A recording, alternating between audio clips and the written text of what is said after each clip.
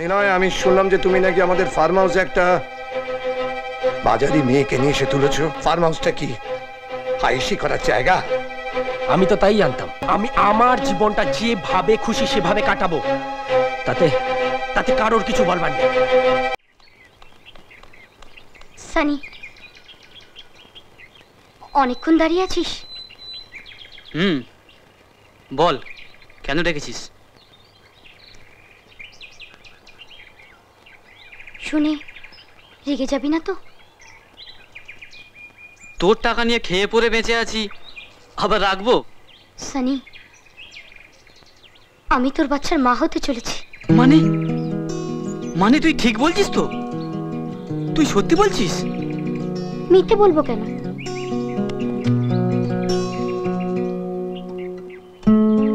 সত্যি? না মা, তুই আমার না মা, আরে না মা, প্লিজ না মা। বাচ্চাটার কষ্ট হবে না? এই পাপিয়া শোন, আমি আমি আজই দেশের বাড়ি যাব। বাবাকে বলে আমাদের বিয়ের ব্যবস্থা করব, ব্যাস। ওনারা রাজি হবেন তো? হবে না মানে? এই এই এখন চলি, ট্রেনের টাইম হয়ে গেছে, আমাকে আবার টিকিট কাটতে হবে। আমাকে ছেড়ে দিবি না তো? দেখ পাপিয়া, আমি আমি দালাল হতে পারি, কিন্তু যাকে আমি সত্যিকারে ভালোবাসি তার সঙ্গে কখনো ধোঁকা করব না। আমি চলি, তুই ভালো থাকিস।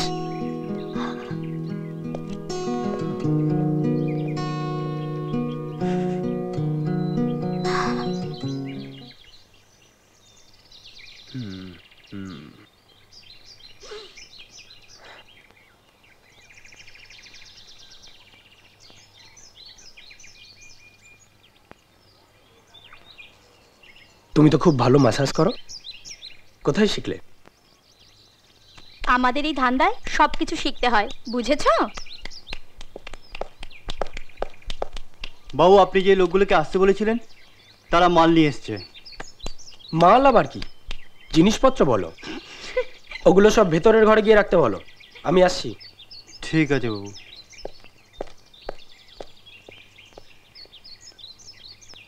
কারা এসেছে?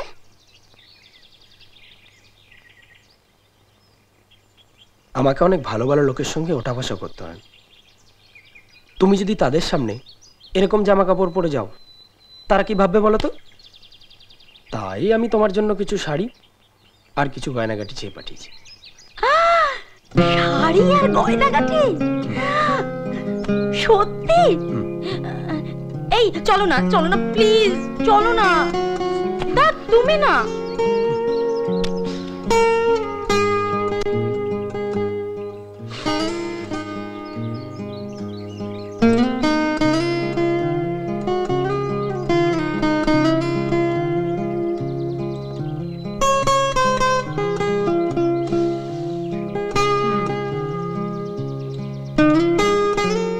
আমায় কেমন লাগছে বলছি, একটু ওয়েট করো।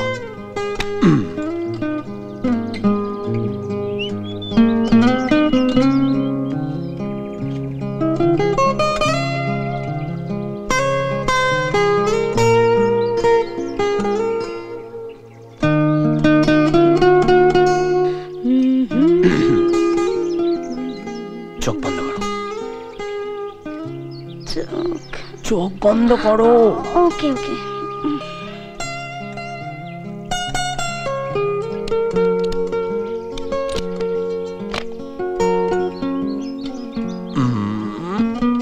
চোখ খোলো, চোখ খোলো।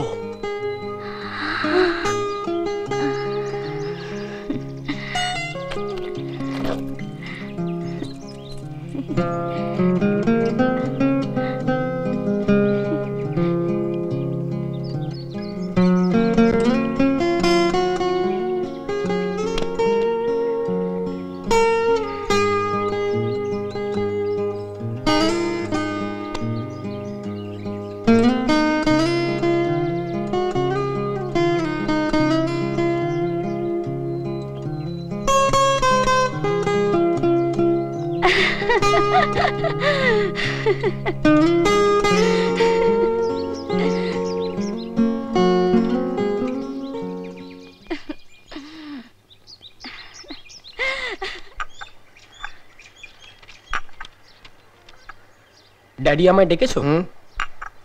ও হ্যাঁ, তোমার সঙ্গে কথা আছে, বসো। বসো বসো।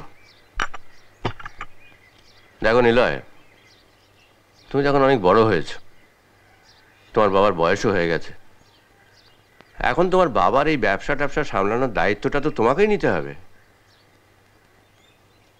দেখো নিলয়, তুমি যেভাবে জীবন কাটাচ্ছ তাতে করে আমার পর আমার ব্যবসাপত্র সমস্ত তছনছ হয়ে যাবে। তোমরা যে ঠিক কি বলতে চাইছো আমি তো কিছুই বুঝতে পারছি না। আমি বলছি, দেখো নিলয়, তোমার বাবা একজন সম্মানীয় ব্যক্তি, তুমি যেটা করবে সেটা মাথায় রেখে নিশ্চয়ই করবে। আমাকে বলতে দে মা, প্লিজ। নিলয়, আমি শুনলাম যে তুমি নাকি আমাদের ফার্ম হাউসে একটা বাজারি মেয়েকে নিয়ে এসে তুলেছ। ফার্ম হাউসটা কি হাইসি করার জায়গা? আমি তো তাই জানতাম। মা যখন অসুস্থ হয়ে পড়ে থাকতো তুমি তো তখন ওখানেই সময় কাটাতে। হোয়াট? তুমি তো একটা ইন্টেলিজেন্ট ছেলে, বাবার বিষয়ে এই সমস্ত মন্তব্য করার আগে তোমার তো সবকিছু জানা উচিত। না রমা, রমা ও কিছু জানে না, জানতে চায়ও না কোনোদিন, কোনোদিন না। অথচ ওর মা ছিল আমার জীবনের সব কিছু। ওর মাকে ছাড়া আমি কোনোদিন কিচ্ছু ভাবতে পারিনি। বিশ্বাস কর তুই, সারাটা জীবন ও শুধু আমাকে দুষেই গেল, যা ইচ্ছে মনে আসছে তাই করে যাচ্ছে। আমি আমার জীবনটা যেভাবে খুশি সেভাবে কাটাবো, তাতে তাতে কারোর কিছু বলবার নেই। বাবা হয়তো শুধু সারাটা জীবন শাসন করতে শিখলে, আদর কখনো দিয়ে দেখেছো? বাজারি মেয়ে না, যে বাজারি মেয়ের কথা তুমি বলছো তাকে তাকে আমি ভালোবাসি। বাজারি মেয়েদের বলে জানো,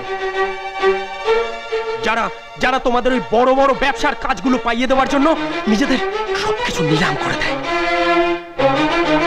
আর তোমরা তোমরা তাদের বুকের কান্নার উপর তৈরি এই এই অট্টালিকায় বসে তাদেরই গালাগালি দেওয়া। হ্যাঁ, আমাকে আমাকে নিজের মতো থাকতে দাও। চলে যা, চলে যা আমার চোখের সামনে থেকে। আমি তোকে সহ্য করতে পারছি না। নির্লজ্জ বেহায়া কোথাকার। চলে যা।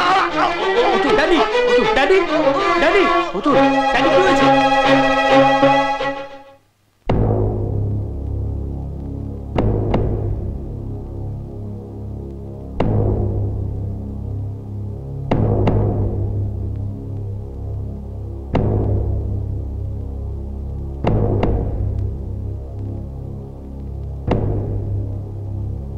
বিশেষ কিছু নয়, হালকা শক, ঠিক হয়ে যাবে। আমি ওষুধ লিখে দিচ্ছি, কিন্তু সাবধানে থাকতে হবে। কতবার বলেছি উঠতেই তো হবি না, এখন শুয়ে থাক। বেশ হয়েছে। নিলয়, চলো আমাকে এগিয়ে দাও।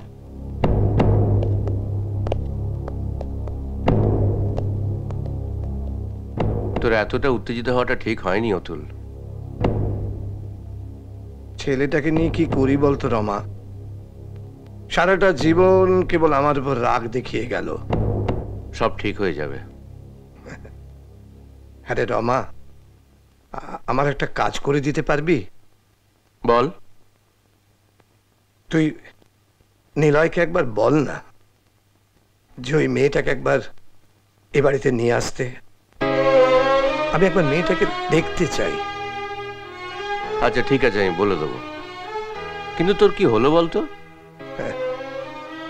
বিয়ে করিসনি তো কি করে বুঝবি?